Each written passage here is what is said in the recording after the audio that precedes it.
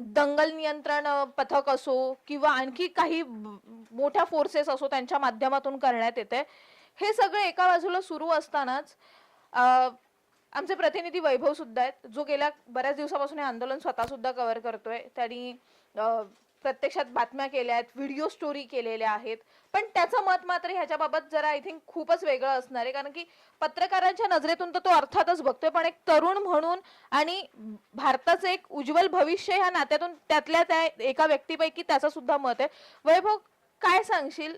जे मनात असेल अगदी ते थेटपणे तू सांग। मी बोलण्या अगोदर एक फोटो दाखवण्याचा प्रयत्न ह्यामध्ये हे पंतप्रधान नरेंद्र मोदी, जे परीक्षा पे चर्चा जो कार्यक्रम आपण नेहमी पाहिला, त्याच्यामध्ये विद्यार्थी असतात, देशातील तरुण मंडळी असतात, त्यांचं भविष्य असतं, त्यावरती ते नेहमी चर्चा करत असतात।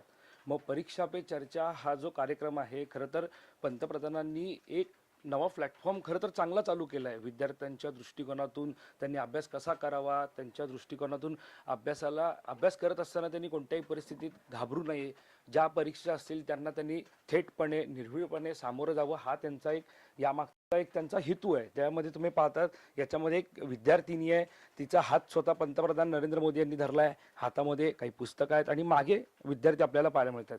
सांगण्याचं तात्पर्य किंवा हा फोटो दाखवण्याचा उद्दिष्ट हा एवढा एकच आहे की पंतप्रधान नरेंद्र मोदी हे देशाच्या पातळीवरती परीक्षा पे चर्चा हा जो कार्यक्रम घेत असतील आणि जर त्यांना परीक्षा पे चर्चा हा कार्यक्रम घेत असताना विद्यार्थ्यांचं उज्ज्वल भविष्य, विद्यार्थ्यांच्या भविष्याची काळजी हे जेव्हा ते सांगत असतात, तर मग आता मुंबईत नव्हे, राज्यात नव्हे, संपूर्ण देशभरामध्ये जे विद्यार्थी रस्त्यावर उतरलेत त्यांचा पाठीराखा कोण आहे, हा माझा पहिला प्रश्न। त्यांच्या पाठीशी तुम्ही आहात का, हा माझा दुसरा प्रश्न। आणि जर त्यांची मागणी आहे की नीट पेपर फुटी प्रकरण असेल, ज्या काही पेपर फुटी आत्तापर्यंत फुटल्या आहेत, TET असेल, या सगळ्यामध्ये जो काय गदारोळ निर्माण झालाय, जो घोटाळा निर्माण झालाय, सर्वसामान्य विद्यार्थी असतो जो वर्षानुवर्ष त्याचं करिअर सांभाळण्यासाठी आणि एक परीक्षा म्हणजे ती नीट परीक्षा असेल, TET असेल, ती पास होण्यासाठी तो वर्षानुवर्षे दिवसाची रात्र करून मेहनत करून अभ्यास करत असतो आणि ऐनवेळी कळतं की पेपर फुटला आणि पेपर फुटत नव्हे तर दुसऱ्या क्षणाला कळतं की पेपर रद्द झाला। तर मग त्या विद्यार्थ्यांनी काय करायचं? उगाचच आत्महत्या वाढत नाहीयेत ना। एकीकडे आपण म्हणतो की शेतकऱ्यांच्या आत्महत्या वाढल्या, त्याला पण कोणतरी जबाबदार आहे। मग आता या विद्यार्थ्यांच्या उज्ज्वल भविष्याला जबाबदार कोण आहे? जर त्यांचं भवितव्य जर तुम्ही म्हणतात की यांचं भवितव्य हे सरकार नेहमी सांगितलं जातं की तरुणाईच्या पाठीशी आहे, कौशल्याच्या बाबत तर नेहमी सांगितलं जातं, विरोध कोणाचाच नाही करत आहे आम्ही, पण जो फोटो इथे दिसतोय या फोटोमध्ये जसं पंतप्रधानांना या विद्यार्थ्यांची काळजी आहे, परीक्षा पे चर्चा करत असताना विद्यार्थ्यांची काळजी जसे पंतप्रधान नरेंद्र मोदी घेत असतात, मी नाव त्यांचं घेत आहे, जाणीवपूर्वक नाव घेत आहे, कारण परीक्षा पे चर्चा हा जो कार्यक्रम आहे तो संपूर्ण देशभरातील विद्यार्थ्यांना एक नवी उमेद असेल किंवा एक नवी ऊर्जा असेल देण्यासाठीचा प्रयत्न हा पंतप्रधान नरेंद्र मोदींचा असतो। मग आता त्यांची मागणी एकच आहे, केवळ हे जे ज्यांच्यासाठी तुम्ही हा कार्यक्रम घेता ते विद्यार्थीच आहेत ना, कोणी देशद्रोही नाही आहेत जे आता रस्त्यावरती उतरलेत।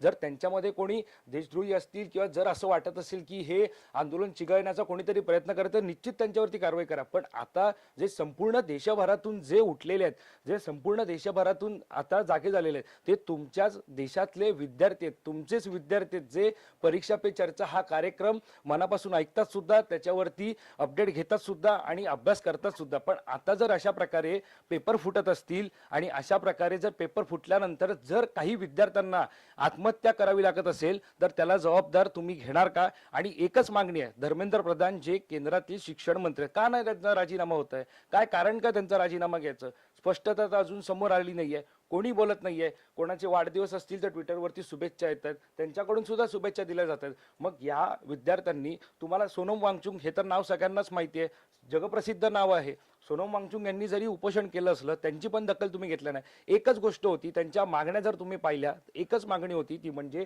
केवळ चर्चा करायची आहे, चर्चा करायची आणि चर्चा करून जो काय संपूर्ण हा देशभरामध्ये जो निर्माण झालेला जो काय सगळं आंदोलन असेल यावरती त्यांना फक्त व्यक्त व्हायचंय, ती एकच त्यांची भावना आहे। मग ती पण सरकार करायला मागत नाहीये। मग नेमकं हे जे रस्त्यावरती उतरलेले जे काही आंदोलक असतील, तरुण मंडळी असतील किंवा विद्यार्थी असतील, मग आता यांनी जायचं कोणाकडे?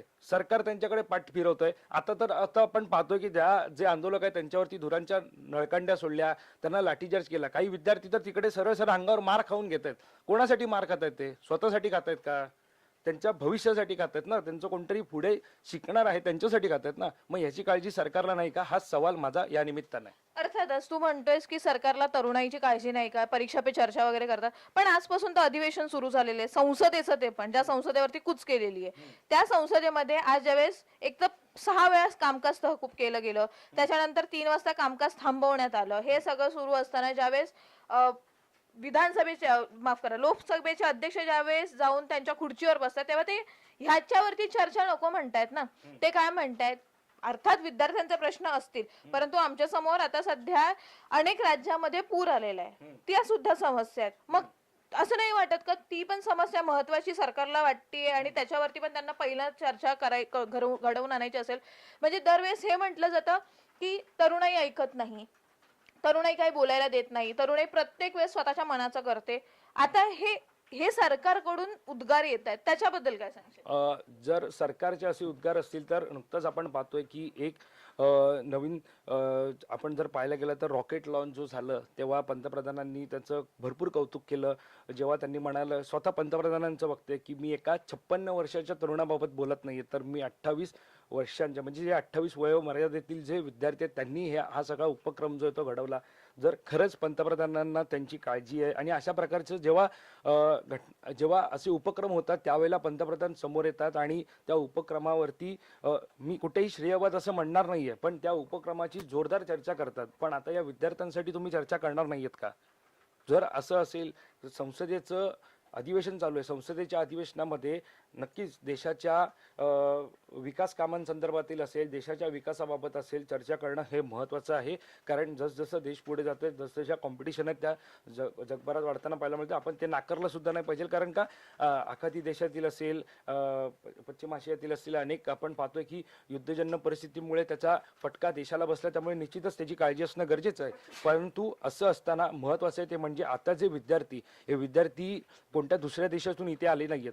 जवळचं उदाहरण आहे ते म्हणजे नेपाळ झालं, त्यानंतर अनेक ठिकाणचं आंदोलनं आपण पाहिली ज्याच्यामध्ये जसं तुम्ही झेंझीचा उल्लेख केला, झेंझी आक्रमक होताना पाहायला मिळाली. तीच वाट त्याचीच प्रतीक्षा आता या सरकारला आहे का की असं काहीतरी या भारतात व्हावं? मुळामध्ये जर आता ज्या प्रकारे पोलिसांचा फोर्स असेल तो सुद्धा त्या ठिकाणी लावला जात आहे.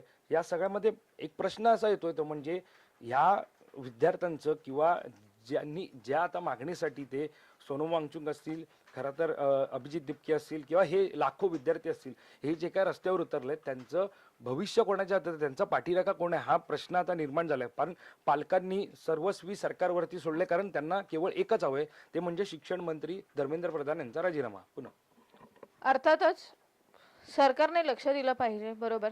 हे सगळं आपली इथे चर्चा सुरू असताना मुंबईमध्ये सुद्धा जे आहे ते आता आंदोलन सुरू झालेलं आहे. दादरच्या चैत्यभूमी येथे अनेक विद्यार्थी संघटनांकडून आंदोलनाला सुरुवात झालेली